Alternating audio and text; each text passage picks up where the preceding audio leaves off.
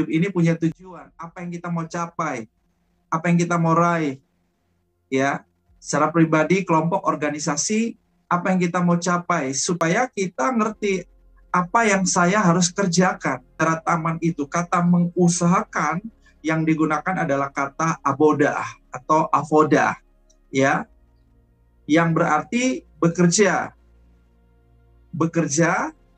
atau pekerjaan, tetapi pekerjaan itu adalah juga penyembahan, dan pekerjaan itu juga adalah pelayanan. Ingat 3P. Pekerjaan, penyembahan, pelayanan, ini satu paket. Jadi ketika kita melakukan pekerjaan kita di spheres A, Arts, Entertainment, Sport, and Fashion. Kita sedang melakukan pekerjaan kita di spheres B, Business and Finance. Kita melakukan pekerjaan kita di spheres C, Charity, Religion, Human Rights, Health, Social Life, Environment. Ketika kita saudara melakukan pekerjaan kita di spheres D, Digital Media, Information Technology. Ketika kita melakukan pekerjaan kita di area E, Education, Schools. Ketika kita melakukan pekerjaan kita di area F, Family.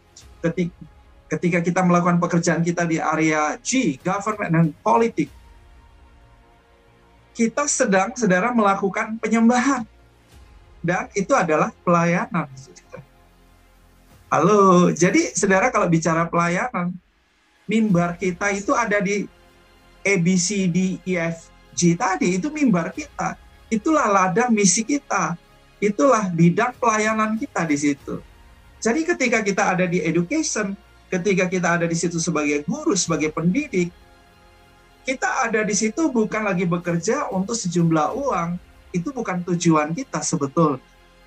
Kita ada di situ untuk melakukan pekerjaan Allah.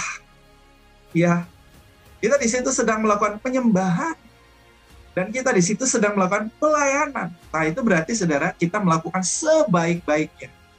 Sebaik-baiknya untuk memuliakan Tuhan, dan sebaik-baiknya saudara untuk menjadi berkat, bermanfaat, berbuah. Sehingga kehadiran kita di sana seperti Yusuf. Kehadiran Yusuf di rumah Potifar itu, ketika dia disertai Tuhan, dia dibuat berhasil dalam segala pekerjaannya, dan bukan saja Tuhan berkenan atas Yusuf, tetapi kemudian perkenanan Tuhan atas Yusuf itu menarik perhatian Potifar, dan Potifar mempercayakan tanggung jawab mengelola rumah tangga Potifar kepada seorang Yusuf. Dia menjadi manajer dalam rumah tangga Potifar, dan dicatat di sini bahwa Potifar diberkati, dan segala isi rumah Potifar dan segala yang ada padanya diberkati karena Yusuf. Haleluya. Nah, ini catatan penting. 2 hari yang lalu saya WhatsApp Sharon, saya bilang, Sharon, coba kamu berpikir lebih kreatif, bagaimana kamu menambah offset buat perusahaan? Dia bilang, iya, Dad. Kenapa saya bilang begitu sama dia? Saya mau membentuk dia menjadi seorang pribadi seperti Yusuf, bahwa kehadiran dia di sana dalam pekerjaannya itu adalah penyembahan dan pelayanan. Dan saudara, puji Tuhan, kemarin dia WhatsApp bahwa, wah, hari ini ada begitu banyak sekali orderan. Pekerjaannya bertumpuk, dan dia dapat, nggak tahu tuh berapa loyang pizza dari atasannya. Nah, ini contoh. Kita mesti ikut memikirkan, merasa memiliki ya perusahaan, organisasi di mana Tuhan menempatkan kita di situ. Kehadiran kita harus memajukan, menumbuhkan perusahaan itu. Kehadiran kita harus memajukan, menumbuhkan organisasi itu, bukan malah merugikan dan membangkrutkan. Nah, ini catatan penting. Ya, doa saya kalau ke depan banyak perusahaan mencari karyawan-karyawan, tenaga kerja, ya, sumber daya manusia unggul, mereka temukannya di wadah WTC. Katakan amin. Ya, mereka temukannya di wadah kita. Katakan amin. Nah, ini spirit of excellence. Spirit of excellence yang mesti kita bangun. Itulah sebabnya kalau kalian bekerja dengan prinsip A, B, C, D, E. Ya, A-nya adalah above, di atas. B-nya adalah beyond, melampaui. C-nya adalah call, panggilan. D-nya adalah duty, tugas. Sehingga menjadi excellent, unggul. Ya. Nah, ini spirit of excellence yang mesti kita bangun dalam pekerjaan. Karena pekerjaan kita adalah penyembahan. Jadi pemuliaan Tuhan melalui pekerjaan kita. Dan pekerjaan kita juga adalah pelayanan. Iya. Jadi apa yang tadi dibagikan oleh Pak PLT Kades tadi, itu sesuatu yang menggembirakan. Ya, kehadiran kita mesti begitu, bahwa kehadiran kita itu membawa sebuah perubahan. Terjadi sebuah revolusi pada kemajuan, pada masyarakat yang lebih baik, lingkungan yang lebih baik, sebuah keluarga yang lebih baik, sebuah pribadi yang lebih baik, karena kita hadir di situ. Doa saya, saudara, menangkap nih pesan Tuhan yang sangat penting pagi hari ini. Caranya kita membangun rumah kebangsaan Indonesia. Ya. Jadi kehadiran dan keberadaan kita itu bukan menjadi sebuah beban, bukan menjadi sebuah pembuat masalah, bukan menjadi sebuah olok-olokan. Ya, kalau orang ngolok kita karena iman kita, karakter Kristus, moral yang baik karena jujur, ya memang banyak orang jujur juga diolok-olok, ya kan? Banyak orang jujur, ya tidak disukai oleh banyak orang yang nggak jujur, gitu kan? Ya kan? Tapi ya kita mesti berani lawan arus dan berani ngambil risiko untuk tampil berbeda, ya, dalam karakter, dalam moral kita mesti berbeda. Nah, kalau kita dihina, diolok-olok, dibully, bahkan dianiaya, karena itu kemuliaan. Ya, tapi kalau sebaliknya kita dihina oleh karena ya moral kita rusak, ya, kita udah moralnya rusak, nggak ada karya, nggak ada kinerjanya, otak udang, otak kura-kura, otak apa ya, otak ninja. Ya wajar kalau diolok-olok, wajar. Kalau nggak dianggap, wajar. Kalau tidak dihormati, ya kita mesti jadi orang-orang yang menonjol, walaupun di belakang layar. Yang saya maksud menonjol, ya nggak harus menampilkan diri di depan panggung atau di atas panggung, gitu. Bukan itu maksudnya. Tapi bahwa kalaupun kita tidak dikenal, nama kita tidak disebut, kita tidak dipanggil keluar dari belakang layar panggung, dan orang tidak tahu siapa sebetulnya di belakang itu yang berperan penting yang membuat sesuatu terjadi, nggak ada masalah, nggak ada masalah, karena kontribusi kita itu yang penting. Jadi kita semua harus jadi kontributor untuk sebuah kehidupan yang lebih baik, ya. Dan keberadaan kita di Indonesia ini bukanlah maunya kita kok. Iya kan? Jadi yakinlah pasti bahwa ini desainnya Tuhan.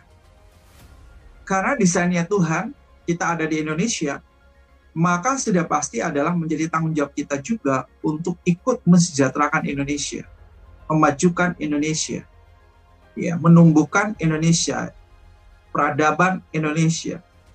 Ya. Kalau ada banyak nubuatan bahwa revival besar akan terjadi di Indonesia, bahkan semalam saya juga baru lihat sebentar di YouTube nubuatan dari seorang hambanya, Rodney Howard-Browne, itu seorang hamba Tuhan yang luar biasa di Amerika, rupanya tahun lalu di Indonesia. Dia khotbah di satu gereja, dan dia bilang, wow, pada waktu dia ada di mimbar, dia bilang gini, saya tuh kok tiba-tiba ini merasakan sesuatu yang kuat sekali, bahwa Indonesia ini spesial, bahwa Indonesia ini 3 tahun ke depan 2020, 2001, 2022 ini akan ada gelombang kebenaran rohani yang besar di Indonesia. Dan ya, kalau bicara nubuatan buat Indonesia, sebuah transformasi rohani, gelombang rohani yang besar dari Indonesia buat bangsa-bangsa, ya, dengan sebuah penyebutan yang sangat populer hari ini, Pentakosta ketiga, ya kita aminkan.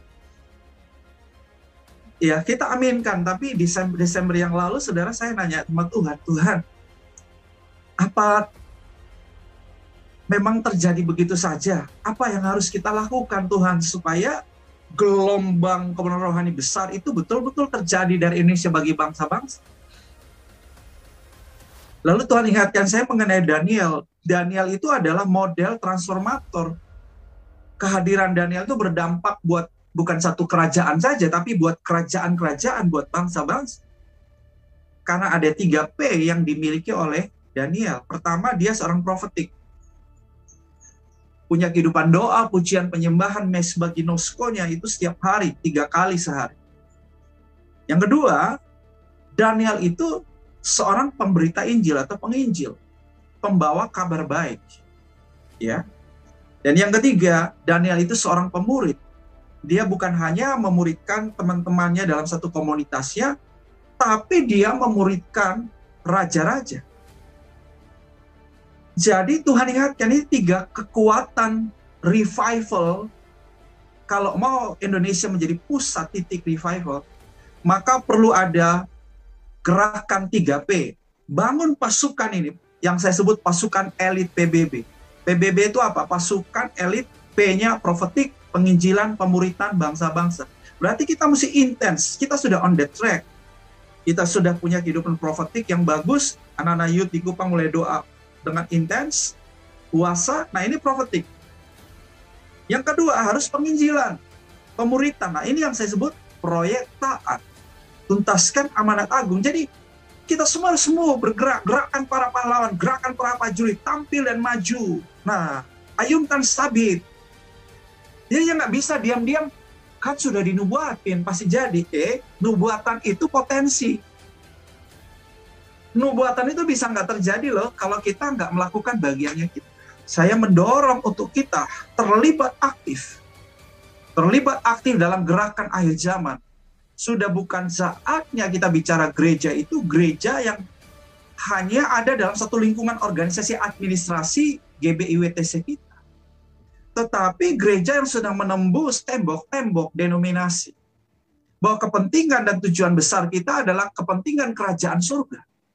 Ini harus jadi tatanan penting. Bukan tujuan besar organisasi. Ya, saya harus beritahu bahwa justru karena kepentingan organisasi lah ini menghambat pertumbuhan dan perkembangan misi kerajaan surga di muka bumi. Karena perjuangan organisasi, bukan perjuangan kerajaan Allah. Contoh, berapa banyak gereja yang mau mendukung pelayanan yang lain kalau itu bukan pelayanan yang sama mereknya atau sama organisasi? Saya mau beritahu, miris. Orang nggak siap mendukung kalau yang nggak sealiran, yang nggak semerek, yang nggak satu organisasi. Dia hanya mendukung yang kalau sama-sama satu grup. Ini miris, Bapak Ibu. Kenapa kecenderungan orang membesarkan namanya sendiri dan organisasi? Jarang yang mau ikut nabur buat ministry yang lain, gereja yang lain. Ini mentalitas agamawi. Ini mentalitas denominasi yang nggak boleh ada pada kita. Kepentingan kita bukan kepentingan organisasi dan denominasi di atas kepentingan kerajaan sorga. Tapi kepentingan kerajaan sorga lah yang ada di atas kepentingan kita. Kepentingan kita. Ya, jadi saya mau bangun mentalitas ini pada setiap jemaat, pada setiap kita. Yuk bergerak. Masanya udah terlalu singkat. Saya sudah lama tidak ikuti pengajaran daripada mentor saya, ya dulunya ya, mentor saya Pak Edi Leo. Tapi kemarin saya belajar di YouTube-nya. Khusus saya ambil waktu belajar, pagi dan malam, 2 kali. Saya coba mempelajari apa yang dia sedang sampaikan hari-hari ini seperti apa. Dan saya terkejut, karena salah satu referensi pengajaran saya itu adalah Pak Edi Leo. Saya terkejut bahwa yang dia sampaikan itu sebetulnya kita ini sudah ada pada akhir daripada akhir zaman, sering yang saya sudah katakan itu. Bahkan dia menjelaskan materi-materinya dari Matius 4 dan paralelnya dengan Wahyu pasal 6, materi 1, materi 2 sampai materi yang ke-7, ternyata kita sekarang sudah ada di posisi materi ke-4, sedang memasuki materi ke-5, dan itu materi ke-5 berarti materi penganiayaan. It's really serious. Ya, it's really serious. Nah, itu berarti kita ada di waktu darurat, seperti khotbah saya waktu-waktu yang lalu, kalau Anda ingat, waktu darurat. Di waktu darurat ini udahlah kita habis-habisan dah. Mau kumpul kekayaan, udah nggak cukup waktu. Kita perlu duit, perlu, yes. Perlu saving untuk masa depan kita, silakan. Tapi saya mau beritahu, jangan habiskan waktu untuk hal-hal yang tidak penting. Karena kita punya waktu darurat. Kita harus habis-habisan nih. Habis-habisan untuk kepentingan kerajaan surga. Ya, kita mau kejar upah kemuliaan yang lebih besar. Ya, kalau kita nggak keburu bangun rumah pribadi, bersyukur. Kita nggak keburu nikah nanti, it's okay. Itu bukan hal yang signifikan. Dan saya diingatkan supaya saya mulai khotbahnya bukan khotbah-khotbah yang menyamankan jemaat. Ya, bukan khotbah-khotbah. Kenapa? Ini teman-teman ya. Ini saya buka, ini satu yang kemarin Pak Edi Leo buka itu ya. Memang saya sudah pernah tahu sebelumnya, tadi malam itu diingatkan lagi sudah. Matius 24, ini mari kita perhatikan, saudara, satu ayat ini. Supaya kita betul-betul jaga hati kita, ya. Matius 24, ayatnya yang ke-10, dan banyak orang akan murtad. Ini bicara semua permulaan penderitaan, ini baru permulaan penderitaan ya. Matius 24 ya. Banyak orang akan murtad, dan mereka akan saling menyerahkan dan saling membenci. Nah, kata murtad yang digunakan di sini dari bahasa Yunani-nya adalah skandaliso. Nah, skandaliso ini bicara dua hal, trap, jebakan, perangkap, dan perlawanan, offended.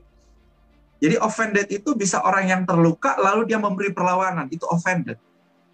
Oke? Nah, perhatikan. Ternyata kata murtad ini adalah, saudara, orang-orang yang, saudara, sudah terluka. Sudah penuh sakit hati, kemarahan, kepahitan, kekecewaan sama Tuhan, sama gereja, sama pendeta, sama saudara seiman. Maka orang ini, saudaraku, yang akan, saudara, mudah dipengaruhi oleh pekerjaan antikris itu, nabi palsu dan seterusnya, roh jahat. Untuk apa? Untuk menyerang, untuk menyerahkan sesama saudara seiman dan sesamanya, dan saling membenci.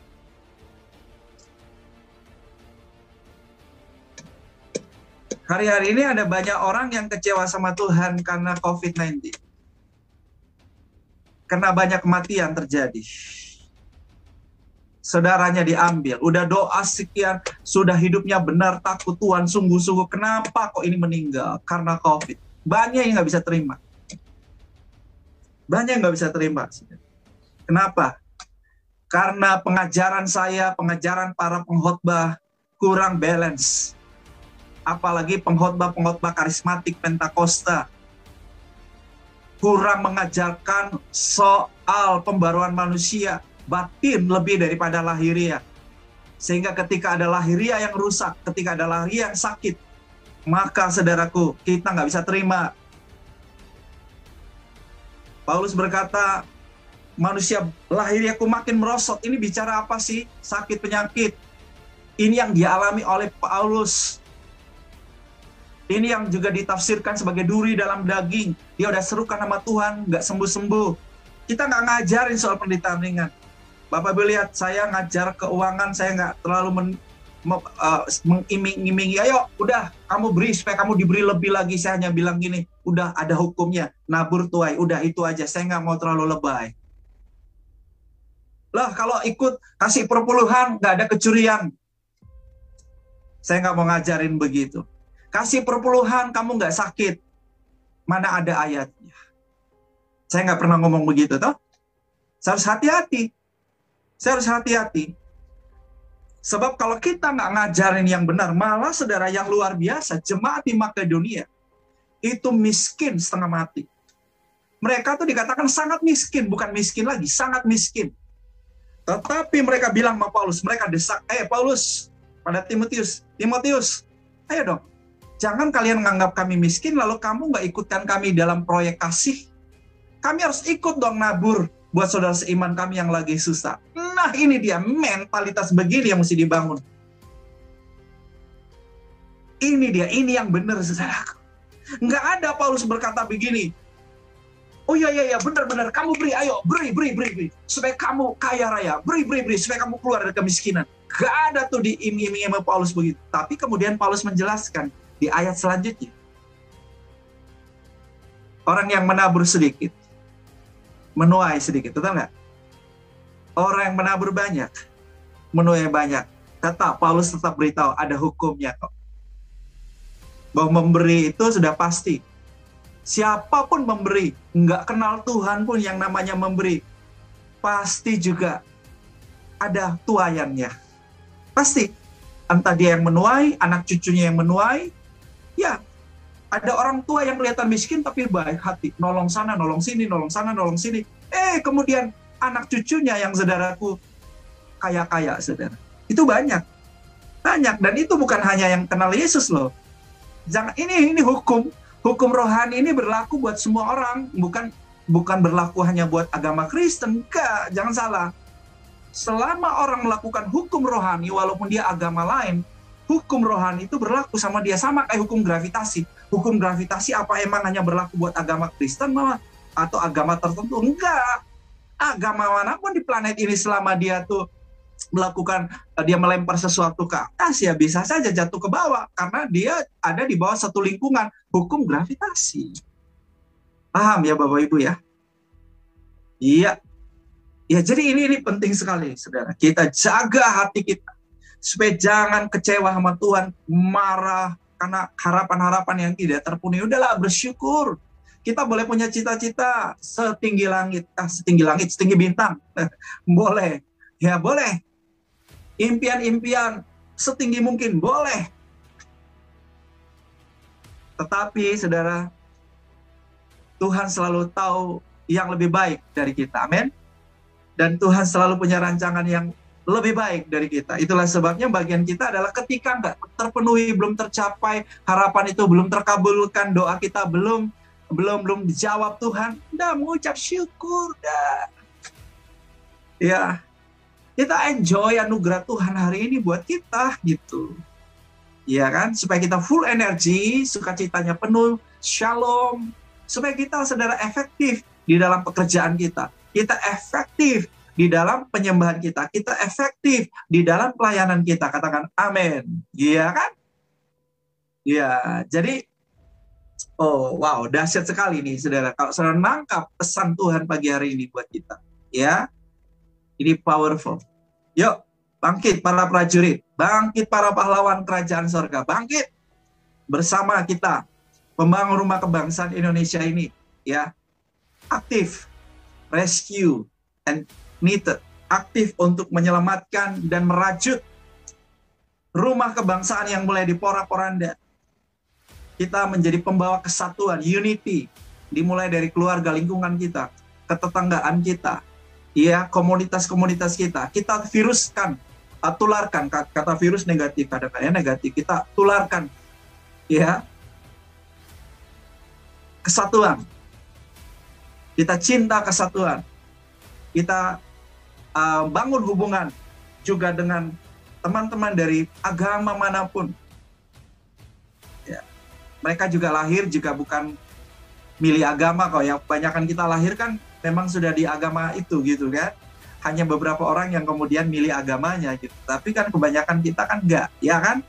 Jadi sudahlah, kita jangan mengkotak-kotakan orang, bahkan memusuhi, membenci. Ah, ini agama ini bahaya, ini agama ini ngeri ini. Jangan. Punya kasih. Doain mereka, nyatakan kasih Kristus buat mereka. Yaitu tujuan kita. Bermanfaat, berbuah, tuntaskan amanat agung terakhir.